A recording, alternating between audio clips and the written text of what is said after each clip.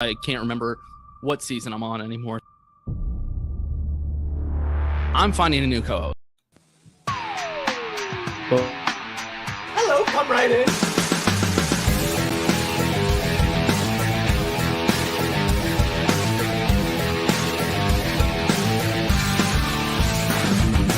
Rock, flag, and eagle.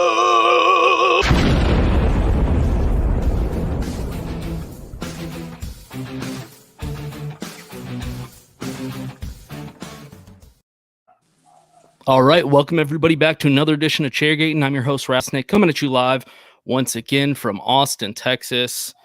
And we have Eric finally back on. I think it's been like years, and we already made a mistake. I went live, played the wrong video, already messing up. So, in perfect Chairgatin fashion. But Eric, so nice to have you back. How's it going, man?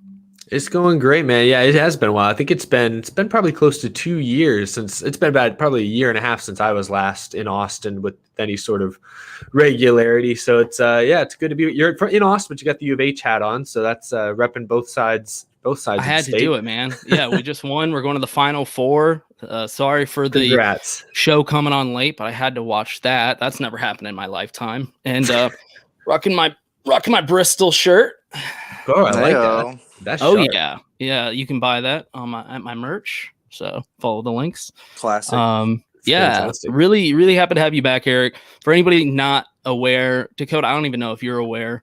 When I first kind of started the podcast thing, I reached out to Eric and I was like, dude, you're in Austin. I'm in Austin. Let's meet up. So he came over a handful of times, helped me out a lot, helped me kind of get started in the NASCAR podcast game. Now he's like super famous. So superstar, dude. Superstar. Yeah. It's pretty cool. Making me blush. Yeah. It was great. Yeah, we've recorded a few. I've seen your living room. I've pet your dog before. Gosh, good times. That's the one thing that's missing right now. I don't know what to do with my hands because usually I'd be petting that adorable. Because we used to not have the visuals, so we would just be chilling on my couch in the living room. Yeah, good times. Coming up, and Eric's now famous. I'm still pretty much the same level. I'll probably never get above this. Hence the reason Dakota. I'm just happy to be on the video, dude. Yeah, he's my co-host. Yeah, and I apologize for him being here for everyone listening. Jesus Christ. Yeah. There we go. We got a comment from a first time. Hey, viewer. Brian. First time watch. Oh, is that something? I only have water here. Hey, cheers. That's what we do. I wasn't gonna force you into drinking. I wasn't prepared. Eric, where are you at now? Are you in Houston? Yeah, I'm in kind of the suburbs of Houston. Back home, yeah. Yeah, it's been. I'm in a new place, but it's kind of nice to be in somewhat familiar territory after spending on and off time and on both coasts finishing up college. It's nice to kind of be more comfortable territory. You've been traveling all over the country, it seems. Yeah, I mean, it's been good because I've been able to stop by a lot of racetracks that I've never been to before. Like, I've been to Miami for the first time, Talladega for the first time, or Bristol, not dirt Bristol, but I've been to Bristol. Like, it's been great to go to tracks that I'd never been to before. But yeah, I spent a few months in Florida, a couple months in LA, all over the place. But now I'm back in the great state of Texas, where I very much enjoy it, especially this time of year, where it's not cold, it's not hot yet. Beautiful. Yeah, it's like 80 degrees and sunny outside. You're like, okay, just stay like this forever. But it won't. Yeah, I mean, like I said, you've blown up since we used to talk. I feel like now you're like on NASCAR's short list now. When you go to races, are they just like, Eric, whatever you want, right this way, sir? Not quite that. It's NASCAR is still kind of like a rough around the edges sport. You got to grind for everything you get. But I've been fortunate. The few times I've been to races, before the pandemic, since the pandemic, a lot of stuff has been closed off. Drivers' wives are lucky to get into the racetrack these days. But occasionally, they've hooked me up with some special access from time to time, which is really cool. It's all in the name of content, making better videos, showing people things that they otherwise may not get to see from a different perspective that isn't the watered down perspective that Fox or NBC is going to show you. So I've always been appreciative of that. But the last couple of years, NASCAR has been kind enough to reach out and sort of offer a little bit of that support. Yeah, I've always considered there's like Bob Pockris and like the professional journalists. And then there was you and your group that was kind of in between there. And then there's like me and Dakota way over here where we're just like hey, y'all got a drinking good thing beers. going. And, hey, this is the charm of NASCAR. When I think NASCAR, I think this 3 dudes with beards drinking beer from all around the country. That's the way to do it. That's what we're going fan for. Perspective. Absolutely. Yeah, and I apologize to everyone. My co-host is a Harvick fan, as you can tell from his hideous shirt. Next time you want something, don't ask me for nothing. Yeah, so I was gonna get so much hate. Let's just jump right into it. I'm gonna be honest right now. Me and Dakota are working people, and when they reschedule things to Monday in the middle of the day, especially Central Time, it started at 3:00 for me. I'm at work. I'm just trying to catch the race in between my like manager walking by. So, I caught, I would say, majority of the race, definitely the end because I've gotten home to catch the end. Dakota, I think he barely watched anything. I watched the whole race. I streamed it on my iPad at work. I was just working while I was watching. All right, fine. So I'm the only person that actually works, apparently. So Eric, that way, he's going to be our like resident professional. I'll be the fact checker. If y'all get something wrong, I'll be like, no. It was, You're going to be the CNN fact checker at the bottom telling us what we got wrong. I guess let's just go around real quick for at least what we've seen. Did y'all enjoy the race? Let's just open it up to that. Did you even enjoy the race? Was it a good race? We'll start with Eric. Yeah, I mean, I thought it was a pleasant surprise. I was one of those fans that when it was first announced, I was a little skeptical. I was a little bit of a naysayer because I love Bristol as it is. It's my favorite track. So when I heard they were taking one of its normal races and turning it into an experimental dirt race, part of me was excited because I'm not one of those fans that thinks that NASCAR is only built for asphalt ovals. It's like road courses, no, dirt tracks, no. Like if they want to throw a road course or a dirt track out, like go for it, try it. But I wasn't happy about them taking a Bristol date away. But, still as we get closer and closer, the whole week leading up to this week's event, it's like, I was getting hyped. I was excited. It was going to be something new and special, but I was still in the back of my mind a little bit worried that it was going to be an embarrassment. It was going to make NASCAR look foolish. And we got glimpses of that with the rain coming, adding an extra obstacle. But like the truck heats yesterday, if y'all saw those where they ran one lap or I guess it was 2 days ago, they ran one lap and then they had to park them because they had mud on the windshields. Trucks were overheating. It was kind of a mess, but great for memes though. Absolutely. It'll be looked bad. People will make YouTube videos on that in a few years, but today weather was perfect. Track seemed to be very well prepared. And honestly, aside from a few little hiccups here and there, track got really dusty. At one point, they had to call an audible and switch to single file restarts. The beginning of the race, maybe a little muddy. You had Kyle Busch start overheating because he had mud on the grill. Aside from a couple hiccups like that, for the first ever Cup dirt race in 50 plus years, first time they'd converted Bristol into a dirt track like this for NASCAR. With all that in mind, this could have been a whole lot worse. I wouldn't even say it was just average. It wasn't just like survival. I thought it was actually a fun race for the most part. I think it also had to do with the parity through the field. Some of the faces we saw near the front were pleasant surprises. It wasn't just Harvick, Hamlin, Kyle Busch, Truex dominating the whole time. You had Daniel Suarez up there, Stenhouse late in the race. Early on, heavy favorites Bell and Larson run into trouble. Like, I think that unpredictableness of it was a pleasant surprise as well.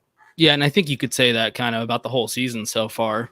There we go, Jacob. Good to see you. Jacob. I think that's a good, something you could say about the whole season. We're seeing all these drivers, which we'll get into more. Dakota, what did you think? Dude, like coming into this thing when they first announced it last year, I was on the bad side of the fence where I was like, are we seriously going to cover Bristol and dirt? Why are we doing why? We could go to a real dirt track. That was kind of where I was. And the closer it got and the more marketing Fox was going on, I was like, okay, maybe I should give this a shot. And when they practiced Friday, I was like, dude, this is kind of badass. Like the cars are sliding through the corner. Like this is different. I'll be open-minded and accepting. Then we had the whole rain fiasco. The creek rises in Bristol every year when it rains. And the spring date gets rain every year. I think this would have been a perfect knockout of the park if we moved it to a summer date maybe. I don't know. But anyways, the race-wise, it was kind of – there was times where I was like, oh, God, like the truck mud on Saturday. And then the truck race seemed flawless. There was a couple of cautions here and there. But then we get to the Cup race, and it just like typical old-school Bristol, once they got that groove going, it was like the bottom line bump and run. And then if somebody wrecks, they're going to get piled into. And I think for the first go around, the race was, they hit it good. They did it. Fox did good. The race was good, but I think we learned a lot for if we're going to do this again next year. Now they know what we can do and what we can't do. But I liked it. Unfortunately, my opinion isn't really different than y'all's. So nobody here has a hot take, unfortunately. Yeah, I would agree. I think going into it when they announced it, I was excited that they were willing to try something different. That was really, I was like, okay, NASCAR is actually interested in trying something new. I like that. Dakota, I agree with you. I was like, why don't we just go to like Eldora or some actual dirt race? Why are we just taking Bristol away like this? So I was skeptical, but Dakota, like you said, the closer we are getting with all the marketing and all the hype, I was like, you know what? I don't know how this is going to go. I'm being negative for no reason, which I'm very good at. But I was like, I'm just being negative. Like, let's just see how it goes. And then I'll, build an opinion based on that. And I think overall, obviously, we had the issues with rain, which we're going to get into here in a second. But when it actually came to the race, I was pleasantly surprised. I enjoyed the race like the whole time. I was like, wow, this is actually fun to watch. And watching dirt racing is fun. So, I thoroughly enjoyed it. And I'm excited for it again next year, which we'll talk about as well. But I guess let's bring up the weekend problem, right? With the rain, with the flooding, which Eric, I think one of your buddies got famous off of with his video. Yeah. My boy Danny got his clip picked up by a Sports Center. ESPN showed it off, but no, yeah. I mean, he's at the track. He's from Tennessee, so he's familiar with the area. And he told me he had not seen flooding like that. And, he's been traveling to Bristol. He sat through many of those rain delays you talked about in the spring. I think that was the first time he said he'd ever seen rain quite that heavy. Yeah, I mean, that was crazy. I agree with Dakota. Like, I feel like they should have saw that coming. They were like, okay, it's Bristol this time of year. It's probably going to rain. And when it comes to covering an entire track in dirt, that is not a good thing to happen. So I think the scheduling was kind of weird for all this, but it definitely dampened the mood, literally and figuratively. Dude. It dampened everything because we were all really excited going into the weekend. And then for them to be like, never mind, we got to push this back, postpone it. They postponed it to a Monday when everyone's at work. I was like, this is a tragedy. I don't know what they're doing. Thankfully, the race was actually good. Dakota, what were you going to say? Literally, like in the preview episode we had last week or whatever, I was like, what are we going to do if it rains? Y'all know it rains. You did say that. Every spring Bristol race, we get some sort of weather. Remember, snow, rain. And it's like, why did we do this in March, dude? Tennessee and March don't mix. But you can't control weather. The weather was good all week. Then it rained on Saturday and Sunday. And then the weather's good all this week again in Bristol. So it's really like, if we have any good NASCAR event, rain's like, I got you, dude. I got you. Daytona 500, rain's going to be there, dude. It's because DW's not around. We need him to bring the vortex back. We need that vortex. Superpowers. I'm with what you said at the beginning, Dakota. The idea that, if there was anything NASCAR could have done in hindsight is obviously not schedule this for late March, early April, and instead push it to May or June when maybe rain's a little less likely. But at the same time, you also hit on it right there. Like all this next week, it's all sunny. Most of last week, it was sunny. It still ultimately comes down to just bad luck. NASCAR's had no good fortune the last couple of years, especially when it comes to these big events. Because I'm with you, it killed the mood. And it wasn't just like a small rain shower, like a little rain shower here or there might, they could have worked with that. It might delay things a little bit, but some of that would have been good for the track. Get rid of some of that dust, water the track down a little bit. That might have been a positive thing, but the monsoon they were hit with instead Saturday and Sunday, that just worst possible case. Honestly, even if it wasn't a dirt race, even if it was being run on the concrete surface, they might have canceled it yesterday because with nobody how much could get rain to the track. It was flooded everywhere. The whole parking lot was late. And Jacob here has a good idea. I think we talked about this last episode, Dakota. I think we might have brought this up.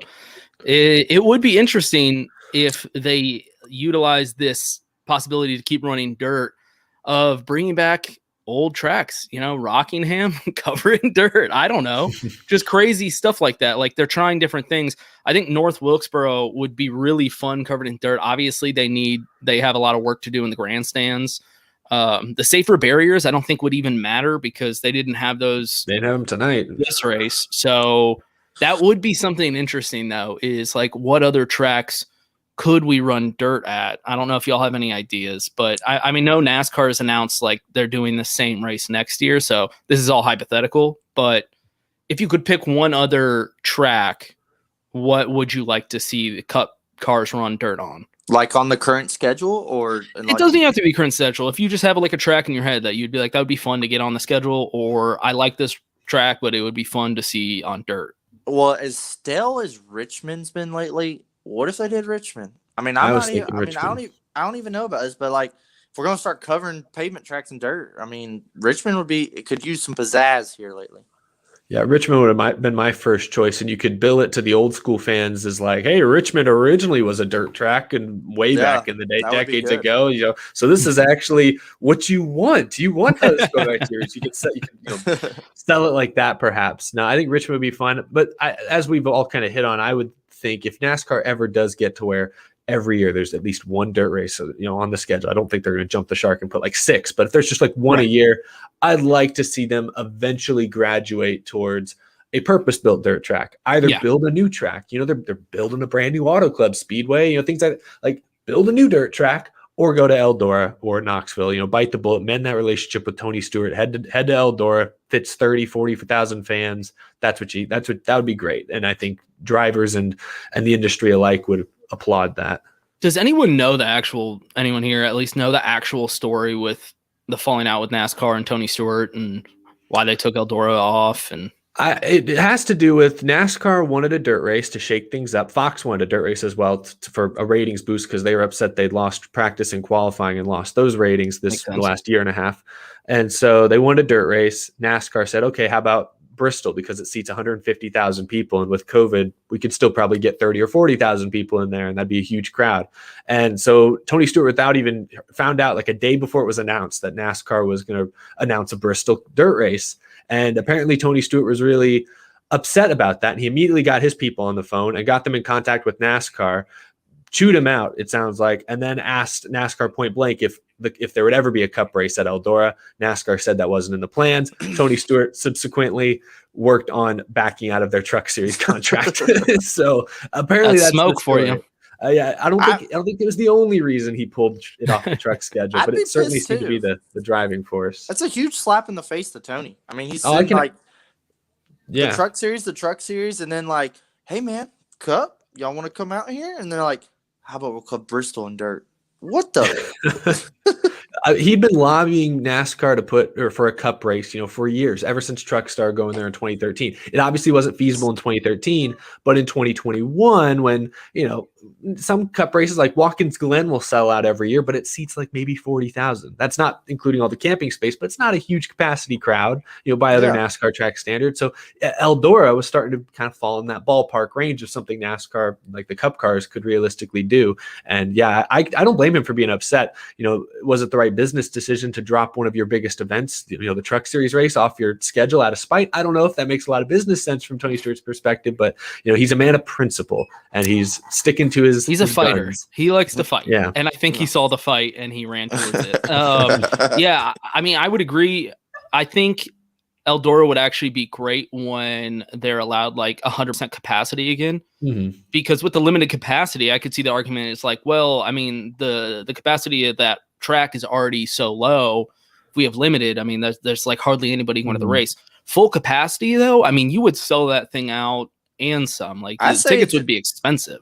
Add some bleachers, 25, 30,000, sell that bitch out immediately. Well, does anyone know what the capacity is, like off the top of their head? Eldora, I think it's 30,000, but I was going to say around 30 or 40. I think that's enough. Honestly. That might be just an estimate. I don't know if it's all grandstands or if people sit on the hill and watch. Like, I don't exactly know what it is. I feel like it's a pretty big for a dirt track, though.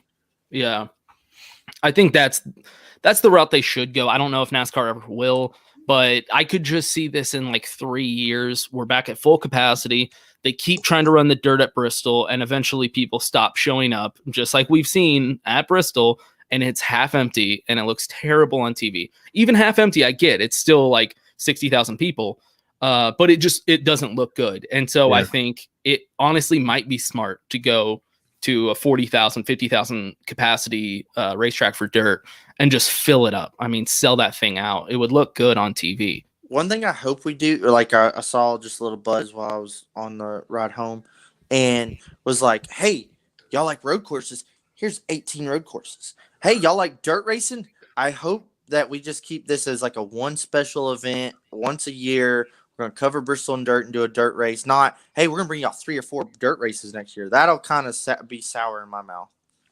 Yeah, I don't want them to rush ruin it. this. Yeah, I think even this year, the jumping from 2-3 road courses to 7 was too much too soon.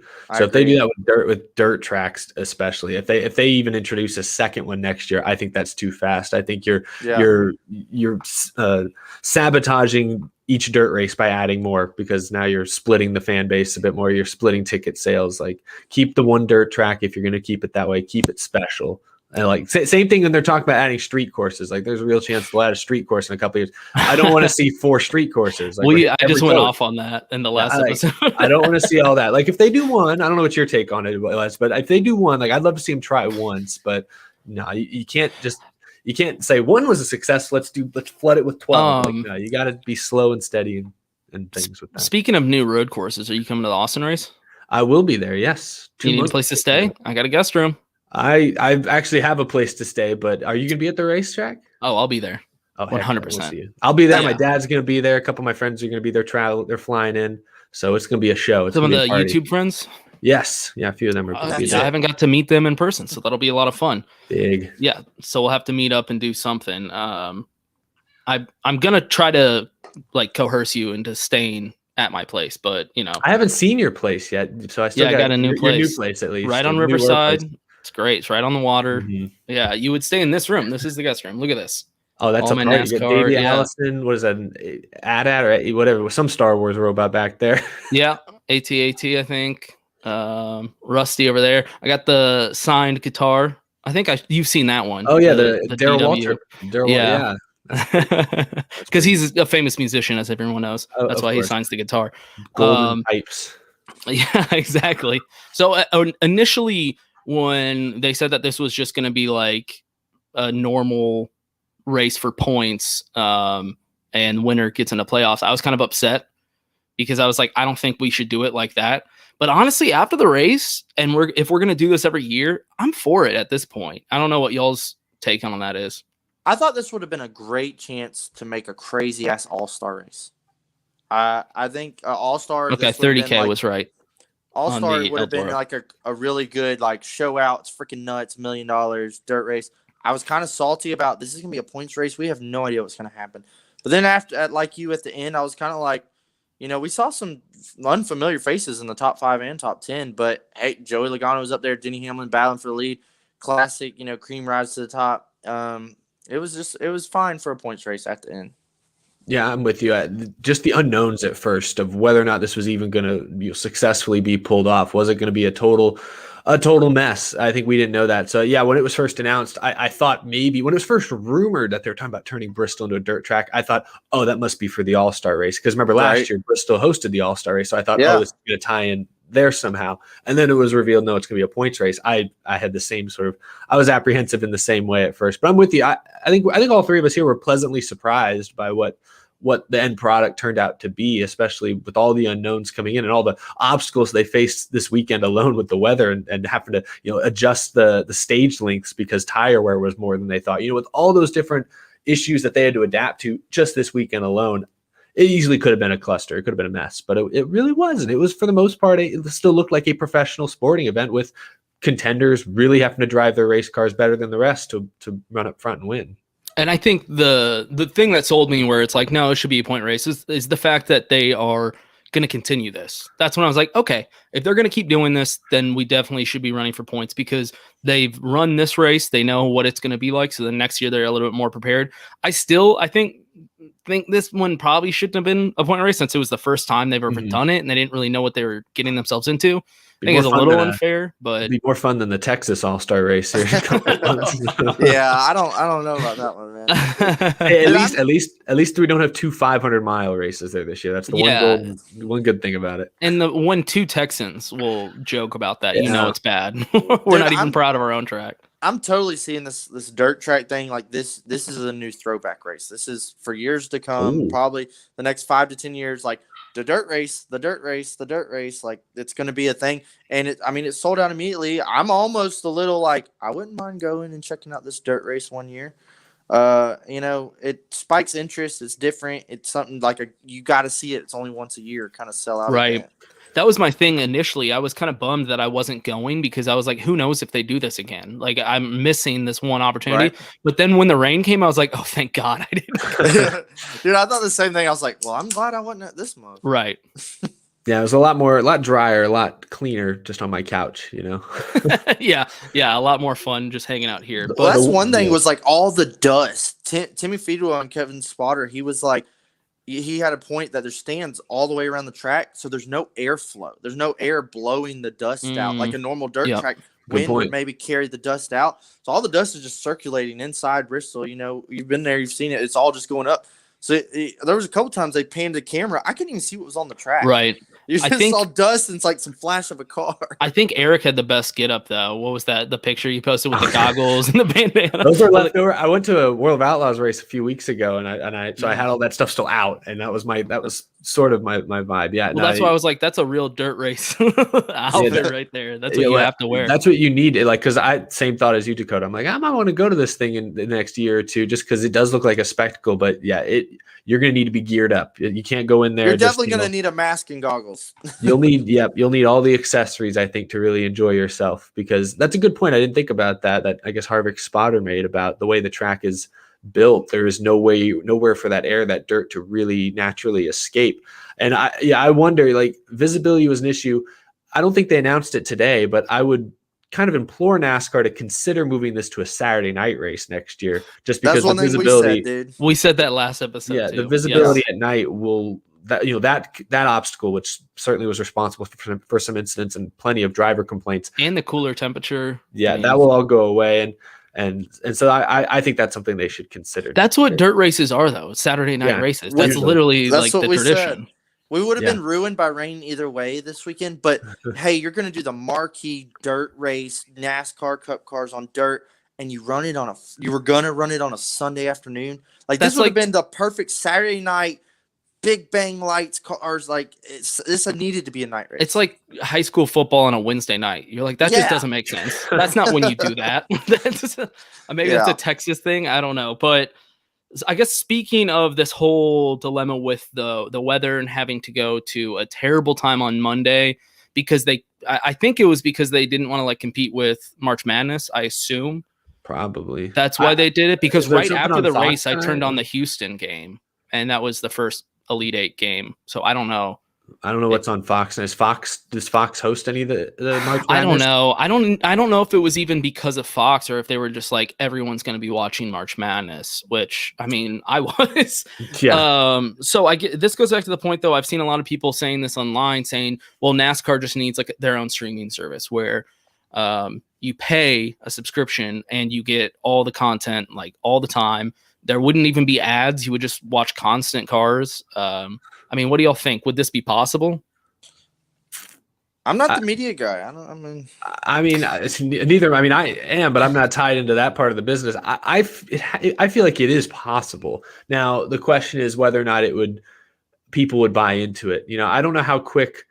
I think a large part of NASCAR's core fan base, as much as they complain about the cost of cable and stuff, they're not the audience that's going to just naturally cut the cord and go pick up this newfangled streaming service. So I worry that NASCAR's core audience. What you're trying to say is NASCAR's core audience is 50 plus white conservative males.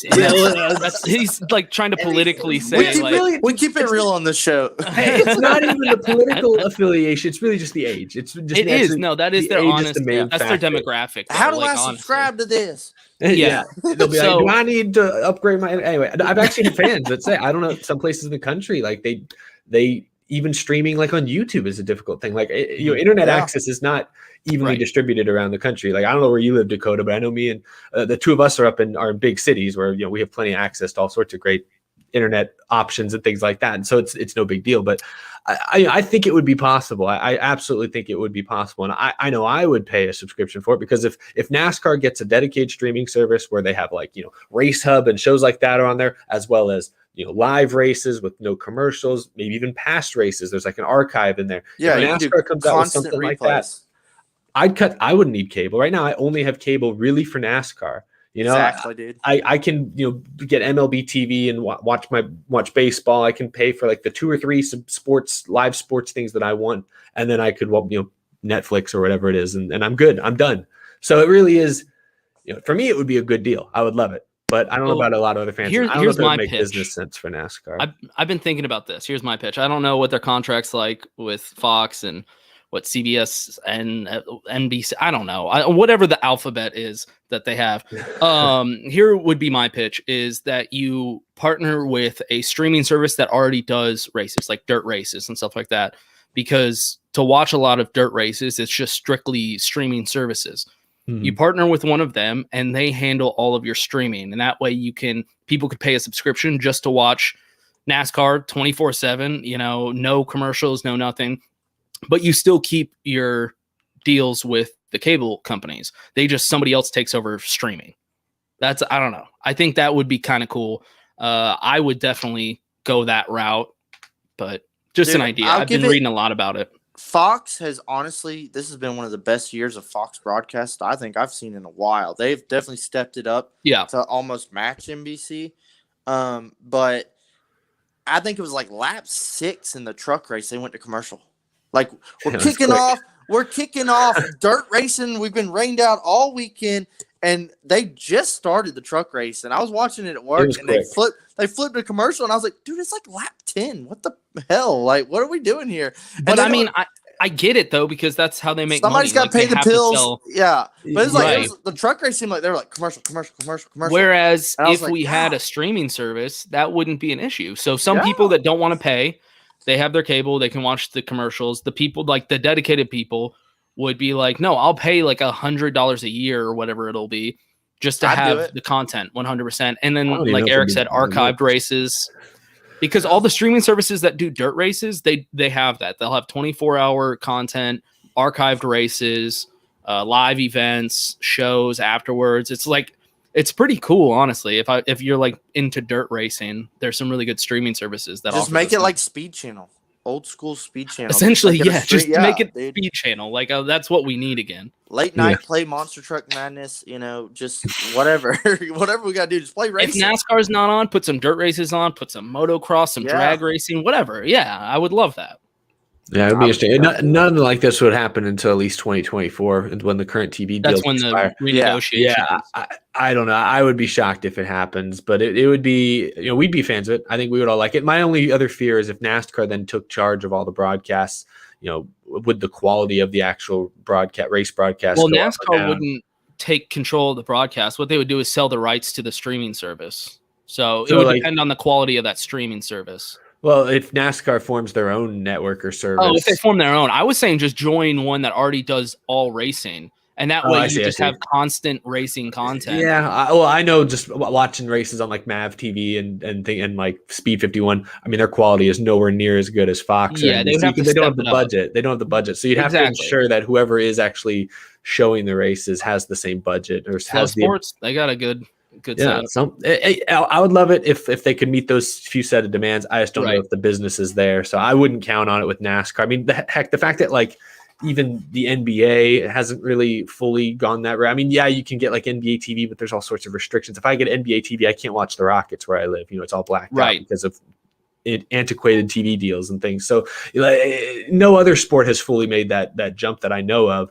So I can't imagine NASCAR be the sport. I just feel like NASCAR should do it. You know what I mean? Like they need to be cutting edge. I would love it. I don't know if there's business sense in it. Just again, going back to the 50-year-old white conservative male demographic. I just don't know if that audience would buy into it. I'm with you. I don't think they should completely go away from cable or anything like that. Yeah, that would be suicide for them. I just feel like it would be interesting, and I think a good move to at least nudge into streaming, like open that up a little bit. Let's see what they have. We'll see. Honestly, even this year, let's not rule out streaming entirely because NBC Sports is supposed to be going away this year. We could see some NASCAR content only streamed on Peacock.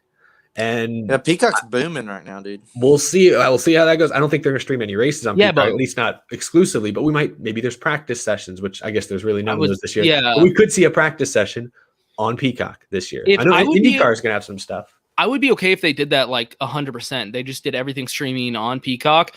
If they didn't do commercial breaks, like if I'm paying for the subscription, I don't want commercial breaks, and I could see them pulling some bullshit like that where you're paying and like still. They have like different tiers, dude, right? They do, yeah. One thing I did catch while I was working and saw, they did this there. I remember it was the middle of a green flag run, and it went side by side, and it was a badass Toyota ad, and it was like back to dirt, this little cool edit. But I was like, why are we cutting away from racing to show you how we got to dirt racing? And then they went right back to racing. It was almost like they had to shove it in there real quick for a quick ad. I was like, dude, y'all could have played that during the commercial break. Why are we cutting away from racing here? Or if it was a streaming service, you just have like a 30-minute like episode where they talk about how they did it, and that like leads up to the race, like just content. That's I would love that as a person that doesn't have cable and I just want all instant content. I think the younger fans would like it, but yeah, it's just a topic that I saw floated around a lot, especially because of the rain this week. Oh, dude, the Twitter warriors were out because of the rain. It was NASCAR's fault that it rained. I kept seeing stuff, and I was like, where did the common sense go? Yeah, people always Twitter. Twitter never had common sense. They're looking for an enemy, always looking for a bad guy. Especially when I think when you're disappointed in something, you need someone to blame. That's what it felt like. Yeah. Me. I do it all the time. I can't blame them. I do it all the time. Any little thing that goes wrong, I'm like, oh, thanks a lot, NASCAR. Like even at work, like I'll get in trouble at work. I'm like, NASCAR again? I'm late to work because of you. One idea I had for this dirt race with the whole rain out was like, let's hear a Dakota idea. They're already spending like fucking millions of dollars doing this whole dirt deal with the dirt loads of truck and everything, truckloads of dirt, and very technical language you're using. Why not invest in like thousands of tarps and cover the dirt? I mean, they worked all night, but like, couldn't we have covered the track surface? And that was the one argument I had was like, yeah, if we had flooding, it would have been kind of dangerous for people to park and get in the grandstands. But however, the only argument I had was if this had been the concrete race, after that storm blew through, we would have dried that track, and they could have maybe had an argument for a night race. Maybe. That flooding was pretty bad. It was bad, but granted, it was worse than normal, though. Like, no one, I think, would have expected that much flooding. It's dirt. Like, couldn't we have covered it with something? I mean, hey, they cover the infield at baseball stadiums. I mean, I know it's a lot less surface area. But I mean, I had the same idea as well. I didn't think of it as like thousands of little tarps. Like I thought it was more as like a couple big ones. Tarps. Okay, buy 80 tarps. 80 giant ass tarps. Put it in charge. He's great. One there, guys, I got this. Give me the whip. You missed that spot. You're fired. I'm with you because if they had some tarps, maybe they could have. Saturday morning when it rained really hard, they could have kept it covered Saturday morning and at least gotten the heat races in before the rain hit that night. And I don't know. Okay, yeah. I'm no geologist either, but how many pictures? How many pictures do we have to see of that little creek going around Bristol flooded through the freaking parking lot? I've seen that. I've seen like every year it rains at Bristol. They're like, "This is the Bristol Motor Speedway. Check this out," and it's a whole lake out there, and it's like, dude. Can't we do something about it? It's like reroute the creek around somewhere. Yeah. I mean, at the end of the day, looking back on the race, though, I think watching those cup cars sliding around the turns, I loved it. I loved every minute of watching those cars slide around the turns. I was like, this is great. Yeah. I was like, this is why people got so into stock car racing back in the day. I get it. Like, that's exciting to watch. Now we just need them to cover all of the Daytona 500 in sand. And then we'll be set. No, they tried that for the road course race and took out our leader Truex. That one. Yeah, that's true. Yeah, we're supposed to figure something out. The coolest thing to me was like we've all been watching racing for years and stuff, and we're seeing these, we've complained about the package here and there, but we're seeing these cars just throw it down a freaking dirt road into a bank, like sliding. And what was with the non-dirt racers prevailing in this race? It seemed.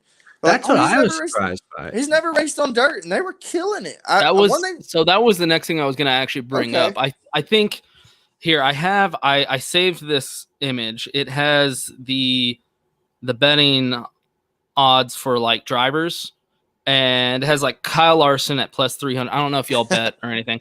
Kyle Larson at plus 300, Christopher Bell at plus 800, Chase Briscoe 12, Kyle Busch 12, Chase Elliott 12, Bowman, Austin Dillon, some drivers that I think people were talking a lot about.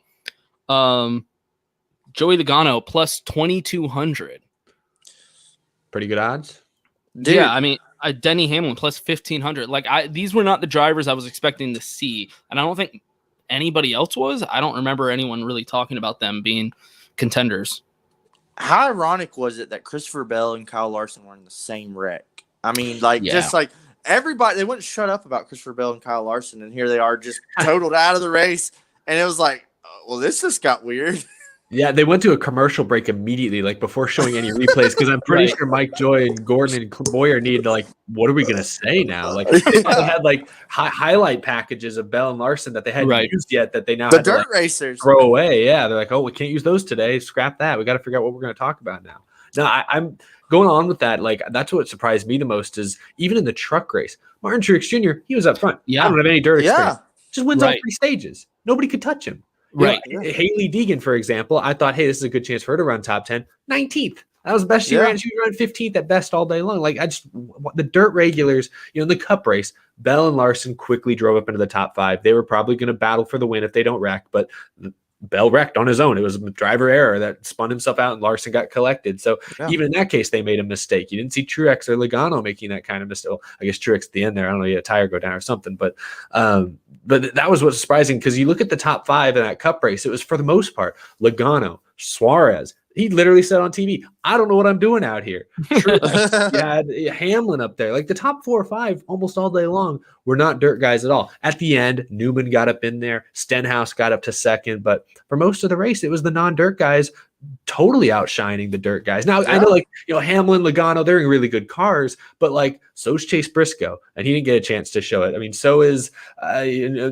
Austin Dillon didn't have a great run. I really thought I was going to bring him up. I expected him to run so much better. As an Austin Dillon fan, this was the most I think I've ever been disappointed. Just because I never go into a race being like, Austin's going to win this week. I'm an Austin Dillon fan. I'm like, hey, if he makes like top 10, top 5, I'm happy. This one, I was like, okay, this is his shot. Nobody's ready for it. He's on even playing field.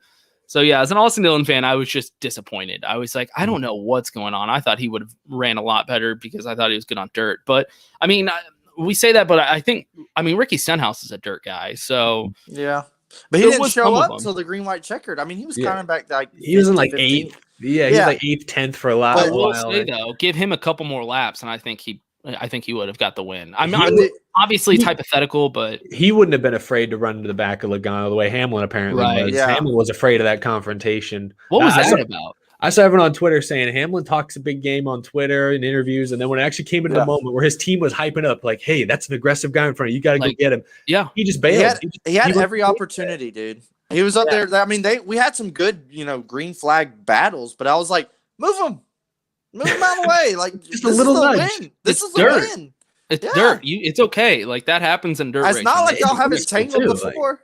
Exactly. Like, we all know if, like, just take that final restart when Hamlin got a pretty good jump and instead chose to go high. In that moment, if that was Logano with Hamlin in front of him, no way in hell Logano doesn't try to knock Hamlin out of the way. We all know he'd try to knock the guy out of the way. So Hamlin knew that. They even played the audio over the broadcast of his team telling him that. And Hamlin was too big a wuss to try it. Like that's everybody in the booth was even like, here comes Hamlin. Like his crew chief's telling him go. I'm shocked. Like there's that narrative that Hamlin, always comes up short in the big moment, and sometimes it's true. And then there are times like in 2019 where his pit crew makes a mistake and that takes him out of contention. Right. And I'm like, that's not his fault. No. This is a perfect example of Hamlin talks a big game all week long, talks a big game on the radio during the race. But when it actually comes down to making the move, he's afraid to try it. And I just, to me, that was that proved that the narrative is real, that there's truth to it. And Hamlin tweeted afterwards that he wishes he had a second shot. Like, I'll bet you do. Like, right. You look like an idiot now. It's not how that works, I mean, it's funny. He's the one guy you look back and you're like, he's not a champion. Like, that's you would think with the amount of wins he gets and how he competes. Kurt Busch is a champion. Because he's ruthless. Kurt Busch is the kind of guy who will rough you up in a desperate moment. He understands when he needs to amp that up versus play it safe. Hamlin, he has a history of like, he'll accidentally take out Chase Elliott in 2017 in Martinsville. Obviously an accident. God forbid. He just wrecked him. That was everybody hated him though. That was like public enemy number one. Absolutely. He just doesn't. He's just now getting over that. Well, I think maybe he's not. Maybe he was afraid if he took out Logano there, he'd be hated again, which obviously wouldn't. People cheered. Anyone that takes it. Yeah. What was that? Was that Chase Elliott when he took out Logano and everyone just cheered? Yeah, people like on their feet. That was. It was weird. The pandemic race that nobody was at was, to me, the best race last year. Mm-hmm. Yeah, that's true. But looking back, even though Joey Logano won, which I think I tweeted, I was like, only a Joey Logano win could actually make NASCAR fans wish that Ricky Stenhouse Jr. got a win, because no one likes to see Joey Logano win. Yeah. But it is interesting. Joey Logano gets a win at this point in the season. We're like, okay, what's that? His second win at least? No, this is first. 7 races, 7 different wins.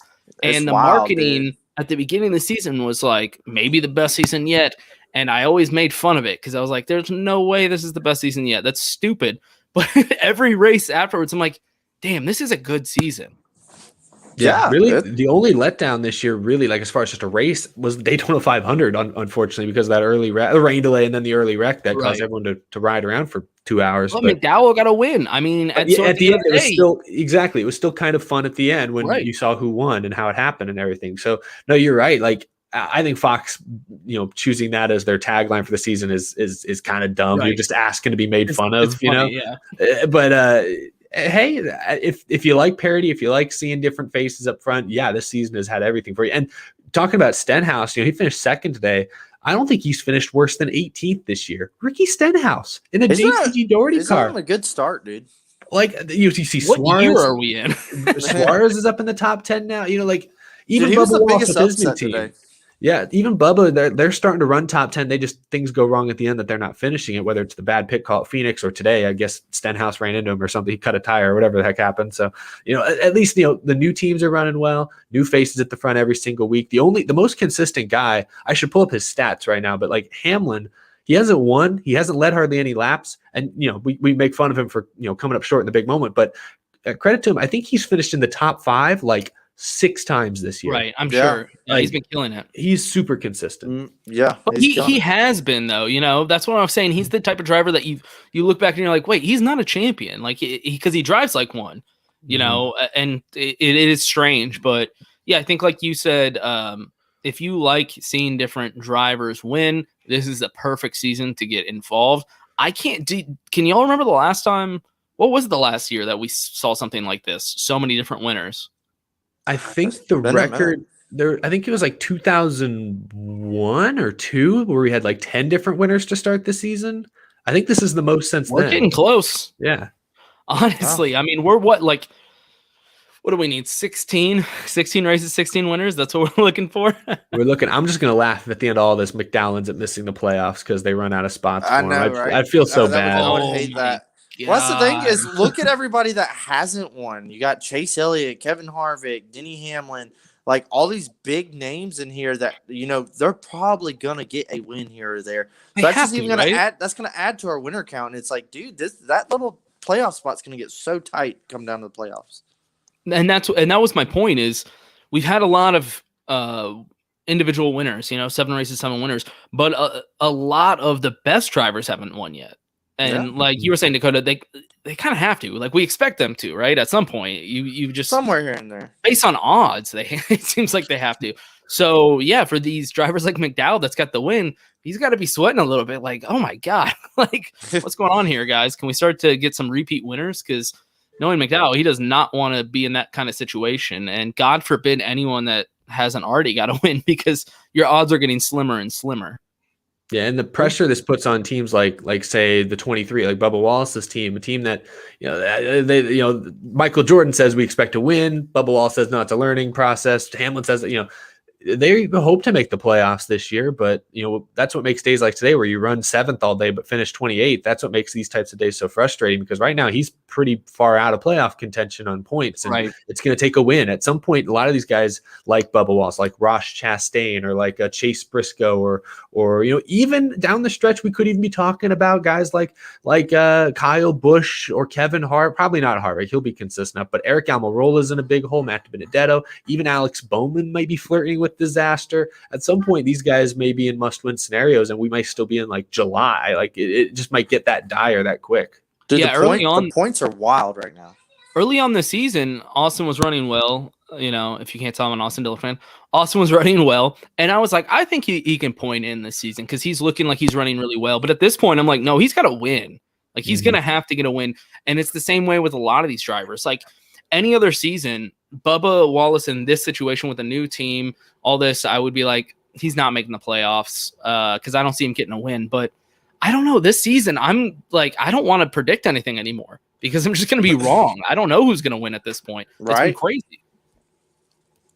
No, I'm with you. It certainly is difficult to predict. I mean, today, everyone had Larson or Bell.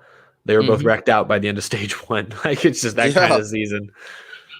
Yeah, I mean, I don't know what's going to happen. We're going to Dakota. That's a totally new track. I know it's a road course, and certain drivers are better at road courses than others, but it's a totally new track. So, things can happen. And this season has been like that, where it's hard to predict. I don't know what's going to happen. Like you said, people were just, throwing the bank at Kyle Larson because he's such a good dirt driver. But I said a couple of weeks ago, I think, Dakota, when I was like, he's great on dirt. He's great in sprint cars.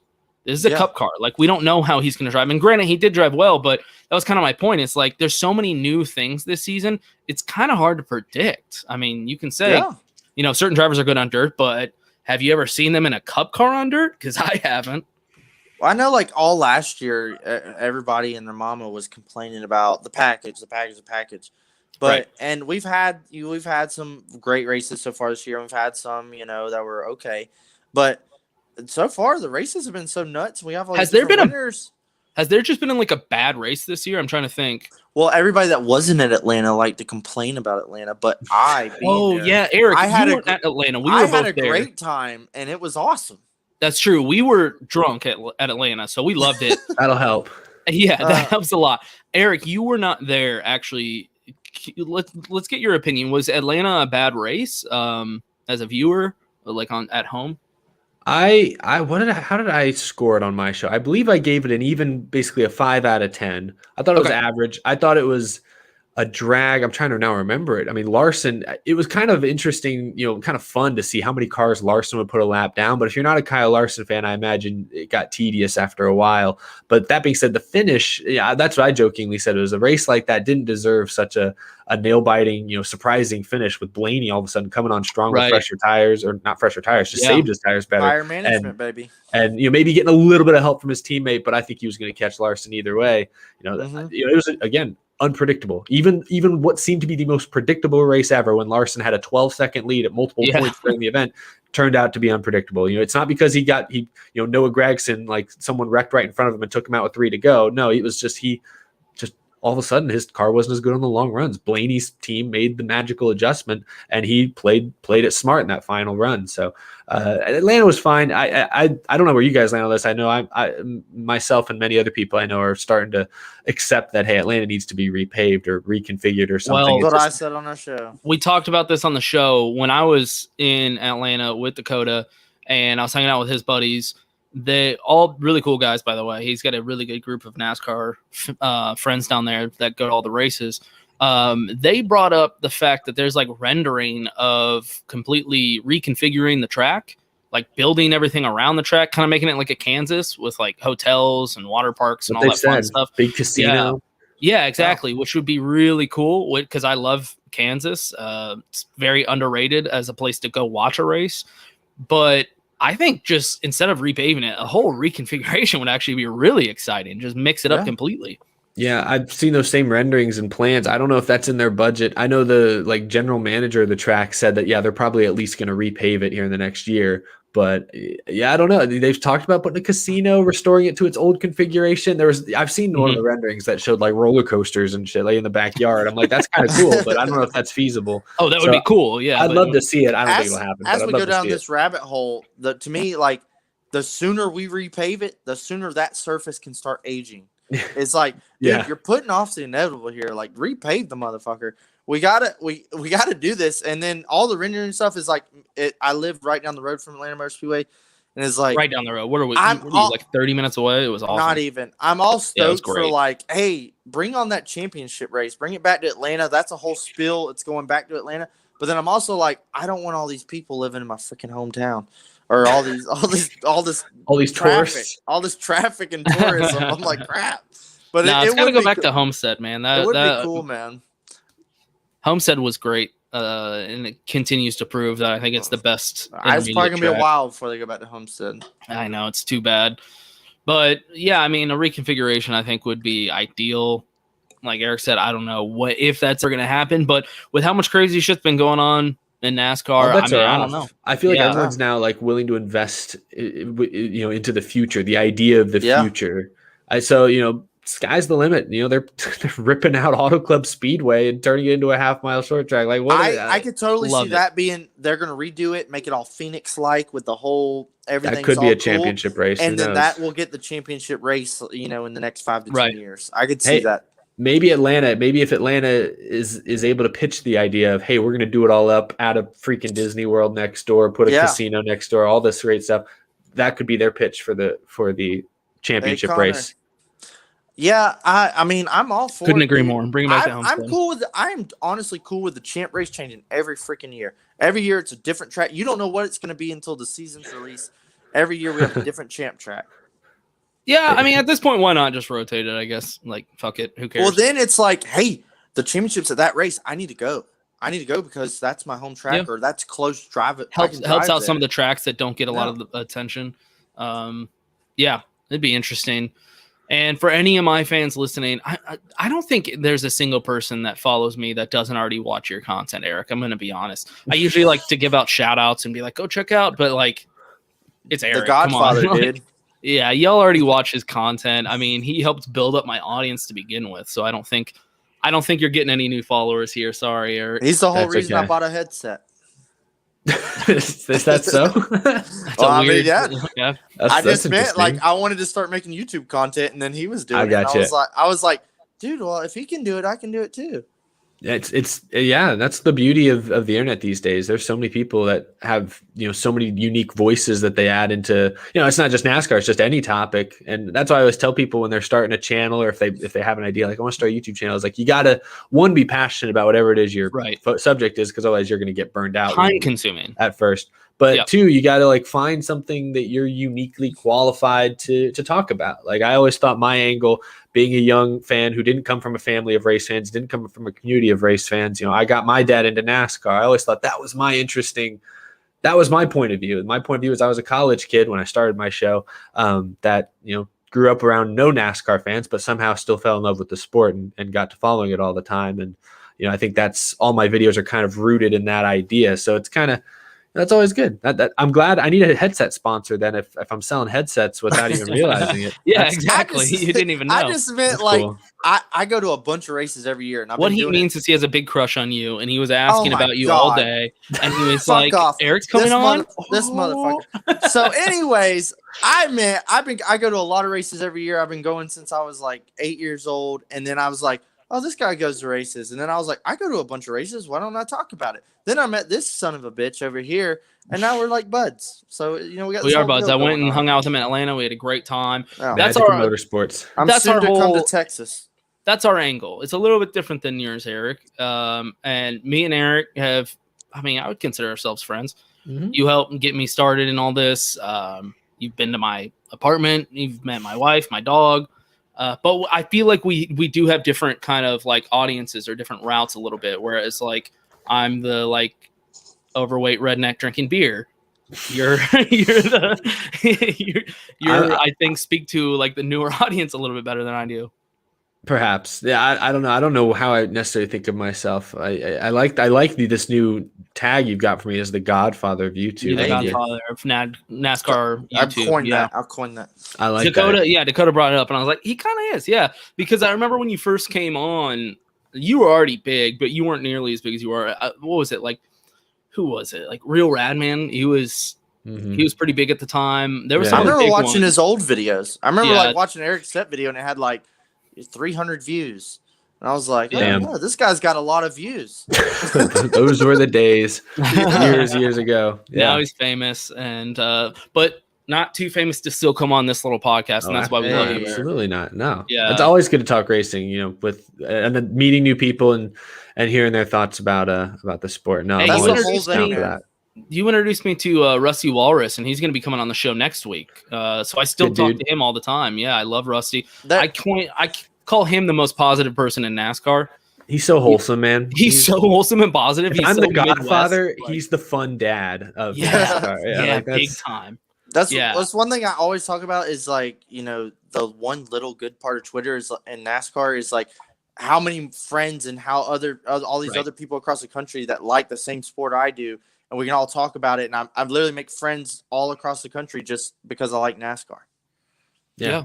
That's been that's how my whole deal is. Now I do a Yeah. stream once a week with a guy from Tennessee, another dude from Vegas, and another Yeah. guy from Northern Illinois. We're all over the damn place, but we Yeah. all love NASCAR, and that's Y'all how are we like best friends now. Y'all Exactly. gotta win how we this come together. Yeah. Yeah, we'll all have Yeah. to go to a race sometime. Oh Yeah.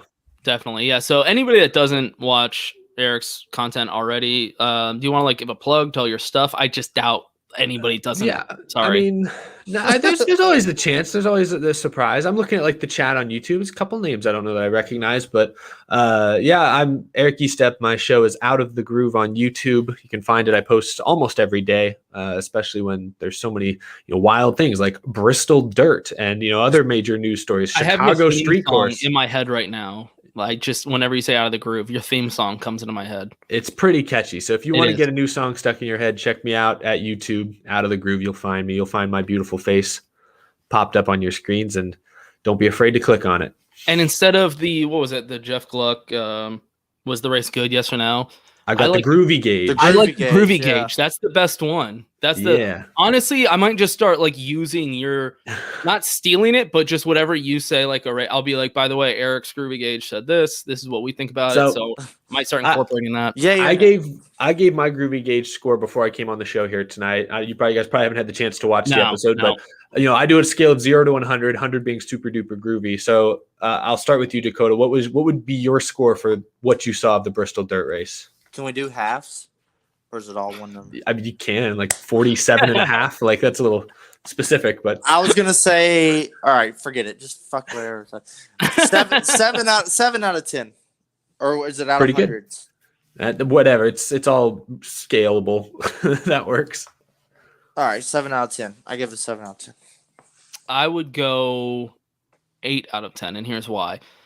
I give it an 8 just because I was pleasantly surprised. I was not expecting anything going into this race. I honestly was expecting it not to be that good. And the fact that I was really entertained and NASCAR was willing to try something completely different. And it was just a good race at the end of the day. I think that bumps it up a solid point just because it was way better than I expected. So I'll go 8 out of 10. Pretty good, both positive. Well, spoiler, I gave it an 85 out of 100, and I agree with what you said right there. Is that it's I applaud NASCAR, a big company in a world where a lot of big companies are afraid to take real risks, real gambles. I applaud them for taking a risk. This race could have been disastrous, could have made NASCAR the laughing stock of the motorsports or even just the sports world. As it was, especially for a first-time outing, an experiment of sorts, I thought it went fairly smoothly. And since they've already announced they're going to do it again in a year, I think they have a really dense notebook to go back and refer to. This worked, this didn't work. So I honestly think it went really well, and I had fun. I wish Suarez could have held on and pulled it off. That would have really put it over the edge for me. But yeah, that would have been huge. But it was still even good Ricky to see new Stenhouse. faces. I mean, when's yeah. the last time we've seen him win? Heck, even if crazy, if Denny had put the bumper to Logano, we'd gotten sort of a Martinsville 2018 finish. I would have been slide a to the line. story. Yeah, that'd have been great. Yeah, but it's still good. Well, there we go. We got the official Groovy Gauge Score here on the show. I'm excited. I'm just gonna like promote this and call it Out of the Groove and just completely steal everything and be like, absolutely on it. I don't know what you want me to say. Yeah, Eric, thanks so much for coming on. Everybody, thanks for having me. Awesome Bristol shirt. There you go. Yeah, Eric, I'm a little disappointed. I was like, he might wear my Chairgatin shirt. He didn't. Oh no, I'm sorry. I still have it though. But yeah, he's lying. Didn't even think about it. No, I do. I know exactly where it is. I'm just playing. Dakota, I bought you the same one, so you better. I think it shrunk a little bit. One of the times I put it in the dryer. Mine shrunk too. So everybody be careful if you buy my shirt. I'm just gonna warn you. Send the double XL. I don't personally make them. I apologize. Hey, it was good for a while. It was after like the 20th wash or something. Yeah, after a while. Hey, this one's still pretty good. I bought this like a year ago. I mean, that looks fantastic. No, for sure. So yeah, everybody go buy my merch. If you're new to Chairgate and hope you stay around, we are just two drunk idiots that talk about NASCAR, not quite as intelligent as Eric, but sometimes way more entertaining. Yeah, Eric, sometimes while we got you on, what races are you going to this year? If you're going to any? Okay, we'll wrap it up. Yeah, I'm going to see you in Austin, so I know that. Yeah, so Coda? The next one I'm for sure going to is Coda. Maybe we'll sneak somewhere else before then, but probably not. And then Nashville Super Speedway. I got plans to be there for sure. I just bought my Nashville tickets last week. Big. All right, and then meet up and say hi. This could be fantastic. It's going to be like a traveling circus. Eric, I understand if you don't want to meet up with Dakota, by the way. I know. I called it a traveling circus. We love circuses. That's all wow. Just I'll forget it. No, Dakota's actually a great person to meet up at a race. He is very energetic. Hey, I was looking for the guy in the Harvick shirt. Spot him from a mile away. Harvick fans are weird at races. I've always found that. I am not your normal Harvick fan. He's the youngest Harvick fan I've seen in a race. Yeah, I'm OG. I'm OG, baby. I'm OG. It's like 50-year-old guys like going like, yeah. I was gonna say Harvick fans are always the ones who like stand up every time Harvick comes by and like point him by the track. No. Yes, like every lap. I'm like, yes, why? Exactly. Thank There's you. a lot of bandwagoners. Person that said There's that. a lot of bandwagoners. I don't know why. I'm 29 days. Seems to be the Harvick fan. Oh my lord! All right, Eric. Thank you so much for coming on. Thanks, Dakota. Thanks for finally showing up since you ran late. Sorry, some of us work. Cutting you off. Work hard. Yeah, Eric. Thanks for coming on. Let me know if you ever want me back on, which I understand if you don't. But yeah. We'll take Dakota, actually. We want none.